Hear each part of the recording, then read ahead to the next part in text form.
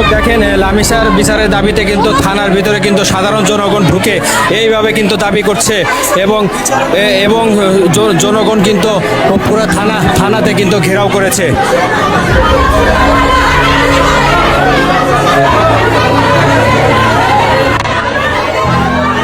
লামিসার বিচারের দাবিতে কিন্তু দর্শক ঘেরাও করছে।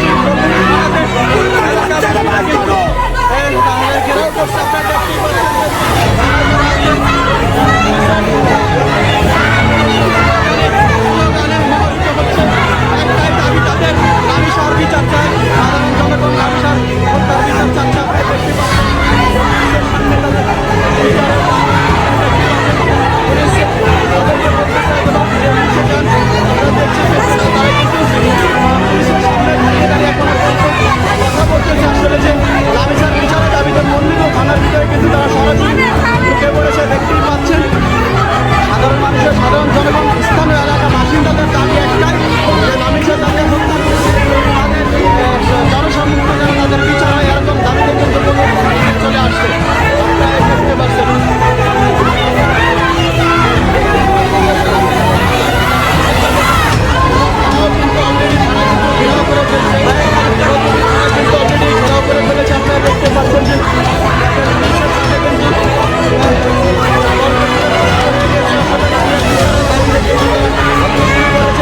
ধর্ষণকারীর ফাঁসি হোক, সেটা আপনি চান?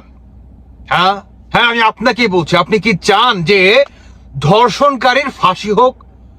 যদি আপনারা চেয়েই থাকেন ভাই, 5 আগস্ট যদি আপনারা একত্র হয়ে নামতে পারেন, এই যে বাংলাদেশে বর্তমান নিরীহ পশু মানে আওয়ামী লীগ সরকার পতনের পর থেকে যেভাবে আপনার একের পর এক মানে ছোট ছোট বাচ্চারা ধর্ষণের শিকার হচ্ছে, বিশ্বাস করেন ভাই, এলাকাবাসী সবাই সেখানে গিয়েছে।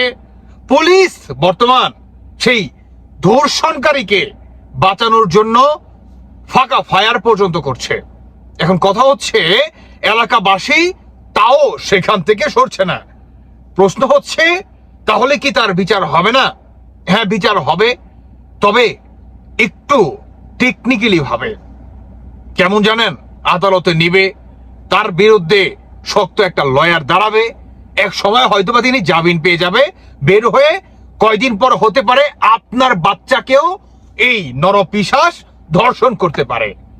আর সেই স্কোপ যদি এজ আ গার্জিয়ান হিসাবে আপনি যদি না দিতে চান, তাহলে বলবো ভাই, বাংলাদেশের সকল শ্রেণীর মানুষ আপনারা দল বিদ জাত বিদ নির্বিশেষে এজ আ বাঙালি মানুষ মানুষের জন্য ভাই সকলেই সে জায়গায় উপস্থিত হন, থানা ঘেরাও করেন, বাংলাদেশের সকল শ্রেণীর মানুষ যান, জেলের তালা ভেঙে তাকে প্রকাশ্যে এনে তার গর্দান ফেলে দেন।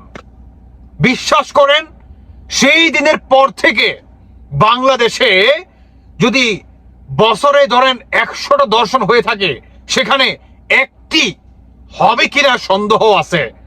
যে পোলায় ধর্ষণ করতে যাইব আর টুনটুনি দাঁড়াইব কিনা যথেষ্ট পরিমাণ সন্দেহ আছে। কারণ একটা ঘটনা যদি বর্তমান ঘটাতে পারেন, তাহলে এই চিত্র ঘুরে যাবে। সরকারের কথা বলেন, আর জামাতের কথা বলেন, এলা বিএনপির কথা বলেন, আওয়ামী লীগের কথা বলেন, দিন শেষে কানুনের মানে গণতান্ত্রিক দেশ তো, সেখানে তার বিরুদ্ধে লয়ার দাঁড়াবেই। আপনি চাইলেও কিছু করতে পারবেন না, কারণ এটা গণতন্ত্র। কেমন? তো এখন কি করতে হবে? বাংলাদেশের সকল শ্রেণীর মানুষকে সেখানে যেতে হবে, জেলের তালা ভেঙে ওই জানোয়ারকে প্রকাশ্যে তার গর্দান এক কোবে ফালাই দিতে হবে। তাহলে দেখবেন ধর্ষণ যারা করছে তারা পশ্চিম কালেও জীবনে সাহস পাবে না। এই যে ইপটিজিং করে, রাত বেরাতে ছিনতাই হয়, সেই ছিনতাইকারীরও বুকে পাটা থাকবে না। সেই ইপটিজিংকারীও 10 বার চিন্তা করবে যে ভাই অমুক দিনে এই ঘটনা তো ঘটছিল, কাজেই তাদের আত্মা মনগণ চমকা উঠবো, এরকম কিছু করতে হবে ভাই। আর আদার্স এই যে ফেসবুকে বইসা আপনারা এক একটা স্ট্যাটাস দেন, আরে ভাই ওরাই ফালাইছে, খায়া ফালামো, ওরে মাইরা ফালান, হ্যান ত্যান। ভাই ফেসবুক যোদ্ধা এগুলো ভালো জিনিস না। কেমন? যদি দেশে থেকে থাকেন প্রতিবাদ করুন, আর যদি দেশে না থেকে থাকেন সবাইকে এই মেসেজটা জানিয়ে দেন। কেমন? সবাইকে ভিডিওটা শেয়ার করে জানিয়ে দেন। বাংলাদেশের সকল শ্রেণীর মানুষকে আজ সেখানে যাওয়ার প্রয়োজন।